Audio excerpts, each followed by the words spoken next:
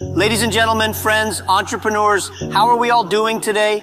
Are we feeling good? Are we excited about business? I can feel it, the energy in this room. It's fantastic. Now, I know you're here because you're on a journey. You're on a journey to build something, to create something, to make an impact. And let me tell you, entrepreneurship is the wildest, most rewarding ride you'll ever take. But there's always a but. It's not easy. And today we're going to talk about something very important, how to save for your business. Saving. I can already see some of you rolling your eyes.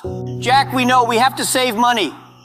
But here's the thing, saving for your business is an art. It's not just about stashing away some cash. It's about discipline, strategy, and even a little bit of creativity. And like every good story, there's always a little emotion, some hard truths, and of course some humor.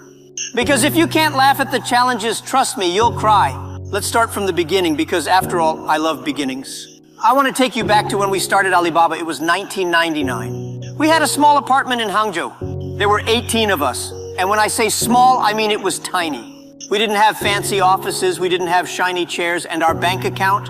Well, let's just say if we had decided to buy office snacks, we might have gone bankrupt. We had no money. And yet, here I am standing before you talking about how we built one of the biggest e-commerce companies in the world. How did we do it? We saved, but we didn't just save money. We saved on everything. And that's the first lesson. Save where you can, because where you can't, it'll hurt you later. I remember back in those early days, people thought we were crazy.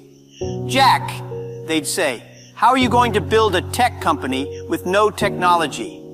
And I'd respond with a smile.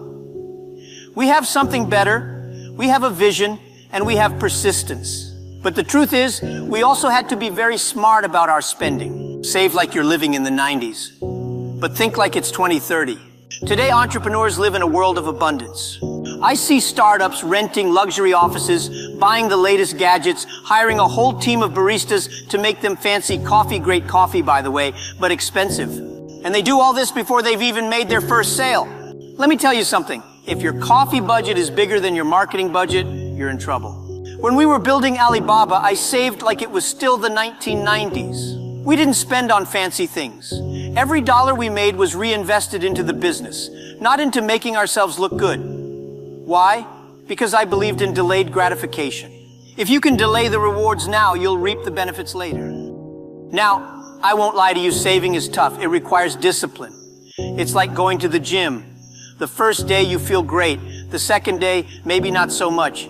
By the third day, you're thinking, why am I doing this to myself? That's how it feels with saving. You have to look at that money in your account and say, no, I'm not going to spend you.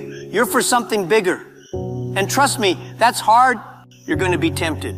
You'll see other entrepreneurs who just raised millions, driving Teslas, and moving into glass-walled offices while you're still sitting on a folding chair you borrowed from your neighbor. But here's the secret, don't get distracted.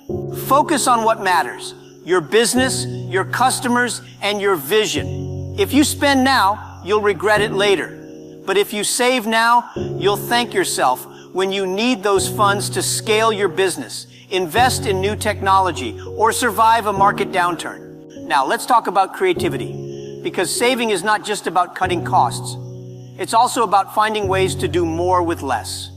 One of my favorite stories from Alibaba's early days is how we managed to get free publicity. We couldn't afford fancy marketing campaigns, but we had something more powerful, our story. I made sure to tell everyone who would listen about our dream. I spoke at conferences, I gave interviews, and I networked. I didn't spend a lot of money, but I created a buzz. We couldn't afford to hire a big marketing team, so we became our own marketers. We used our passion and our vision to get people talking about us. This is the key.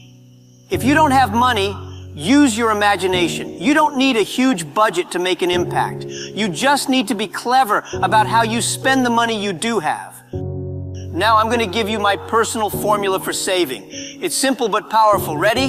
Here it is. 80-20 rule. Yes, I know you've heard of it, but let me explain how I apply it to business savings. 80% of your revenue should be reinvested in the business. No exceptions.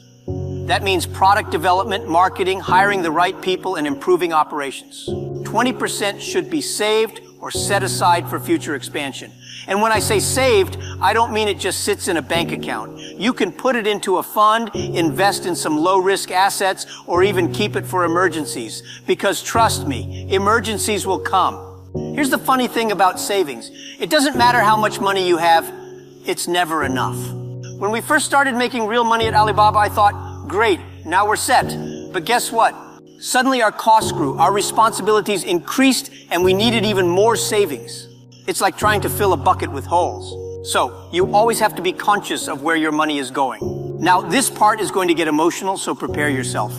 When you're saving for your business, you're going to have to make personal sacrifices. And I'm not talking about giving up your morning latte, though that might help. I'm talking about real sacrifices. Time away from family, long hours, missing out on things you enjoy. And you know what? It's hard. When I started Alibaba, I wasn't spending my time on vacations. I wasn't going to parties. I was working. I was in meetings. I was networking. I was on the phone with investors and partners. And most importantly, I was with my team, grinding every single day. There were moments when I thought, what am I doing? Why am I working so hard? But then I remembered my dream, and that's what kept me going.